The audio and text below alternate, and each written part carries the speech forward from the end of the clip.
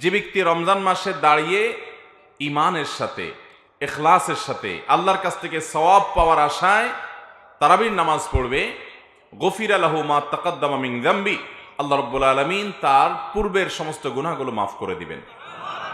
এই জন্য রমাদান মাসে একজন ইমানদার তারাবির নামাজ পড়বেন। তবে তারাবির নামাজ পড়াটা এটা আমাদের জন্য রোজা রাখার মতো এরকম ফরজ করা হয় নাই, এটা সুন্নাহ। নবী করিম সাল্লাল্লাহু আলাইহি সাল্লাম করেছেন, সাহাবায়ে কেরাম জামাতের সাথে গুরুত্বের সাথে এই তারাবির নামাজ আদায় করেছেন। অতএব তারাবির নামাজ আমাদেরকে আদায় করতে হবে, এটা রমজানের একটা বড় আমল।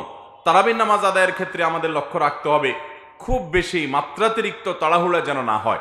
তাড়াহুড়া যদি হয়, হাফেজ সাহেবের তেলাওয়াত যদি আমরা না বুঝি, কোনো কিছু অতিরিক্ত যদি হুলস্থুল করা হয়, তাহলে সেক্ষেত্রে সেই তারাবি কখনো আল্লাহর কাছে আমাদেরকে নৈকট্যপ্রাপ্ত বান্দাদের কাতারে শামিল করবে না।